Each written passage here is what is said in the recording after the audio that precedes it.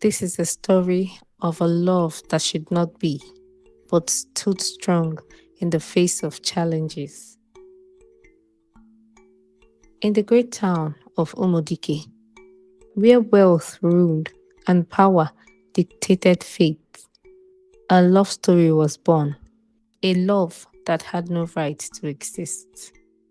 Nkem, the daughter of a poor palm wine tapper, had known suffering all her life, yet she walked with the grace of a queen. Her beauty radiating the stars, her kindness was her greatest treasure, her laughter the sweetest melody. Chidi was the only son of Chief Okafo, one of the wealthiest and most influential men in Umudike. His father had already carved his destiny, wealth, power, and a wife chosen for him. But fate had other plans. One fateful evening, by the riverbank where the villagers fetched water, Nkem's clay pot slipped from her hands and fell on the floor. It shattered into pieces. While she was trying to pick it up, Chidi, passing by on his horseback, saw her distress and came down to help her. Their eyes met, and in that instant, something unspoken yet powerful was exchanged between them. It should have ended there. A rich man's son had no business with a poor girl.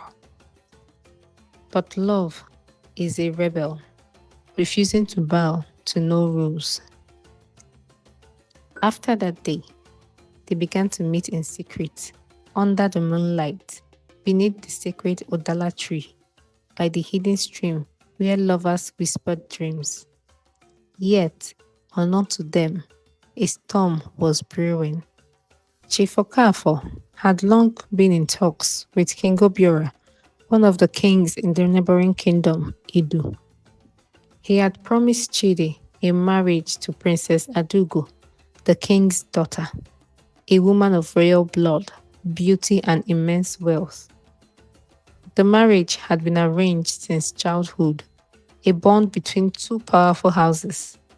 This marriage would make Chief Okafor's influence even greater, turning him into a force beyond the borders of Umudike. Just like the wind flows all around, so does whispers move. Whispers of Chidi's secret meeting with a commoner reached Chief Obiora's ears. His rage knew no bounds. He called his son in anger. What is this I hear, Chidi? That you are in love with a commoner? You are being seen around with a commoner? Listen to me, young man. You will marry the princess of Idu.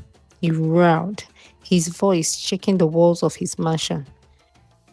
You will not bring me shame by being entangled with a beggar girl. You cannot bring shame to this household.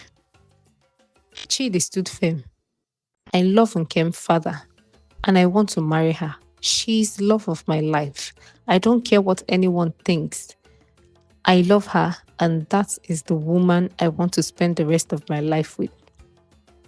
The chief's face turned dark with fury. Then you are no longer my son. If you go ahead with that decision, count yourself out of my life and out of this family. With those words, he stripped Chidi of everything: his inheritance, his name, his home, banished from the mansion. Abandoned by the very people who once praised him, Chidi found himself alone, with nothing but his love for Nkem. News travels fast. That same day, Princess Adugo got the news about Chidi's love affairs with Nkem. She became so angry and furious that her betrothed had fallen in love with a lonely girl. She was so angry that she sought revenge. She began to hunt Nkem down in order to kill her and get her out of the way so that she can have her marriage with Chidi. Chidi discovered what was going on and planned an escape with Nkem. On the night Chidi and Nkem planned to run away, Soldiers arrived at Nkem's home by the king's order. She was to be arrested for tempting the son of a nobleman. Chidi fought. He stood before her like a shield, his hands bruised, his face boiled with anger. But love is no match for a powerful king's fury. Nkem was taken away, locked up in the king's dungeon. There she suffered. Her only crime was being in love. But love is not so easily silenced, right? Chidi, broken but determined, gathered what little he had and traveled far away to seek help. He found allies in different lands, men who had once been outcast like him, and sought for justice and equality in the village of Omudike. Together, they plotted Nkem's escape. One stormy night, disguised as one of the palace guards, Chidi slipped into the dungeon. His heart pounded as he found his love in the dungeon, weak, bruised, but still beautiful and still strong. "We leave now," he whispered. "Take my hand. Let us leave this place right this minute." Holding hand in hand, they fled into the night, escaping the walls of Idu, crossing rivers, hiding in the forests. The princess's men hunted them down, but they couldn't find them. This made the princess so angry and enraged. She asked her guards to find them by all means necessary. The princess's guards searched the forests, the rivers, the mountains, but they could not find Chidi and Nkem. They finally gave up and went back to Idu. Chidi and Nkem found their way to a distant land, and there they settled. For years, Chidi and Nkem lived as outcasts, surviving on sheer will and love.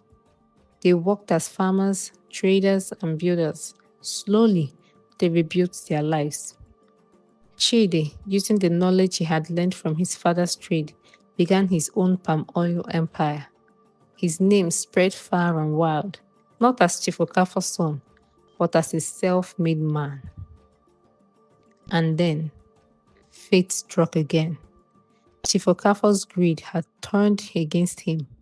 His business collapsed, his allies betrayed him, and his health withered under the weight of his arrogance. The great chief, who once ruled over Umudike, now lay helpless and forgotten. When word reached Chidi about his father, he did not hesitate. With Nkem beside him, he returned to Umudike, not as a beggar, but a man who had built his own destiny. His father, frail and broken, wept at the sight of his son. "I pushed you away from my life and forced you to do what I wanted, but I could not consider your happiness. My son, I am truly sorry for everything that I have done to you in the past. Please forgive me." Chidi, ever the son his father never deserved. "Forgive. I forgive you, father. Because of you, I learned how to stand strong as a man. I built my own dynasty. I got married and I began a family.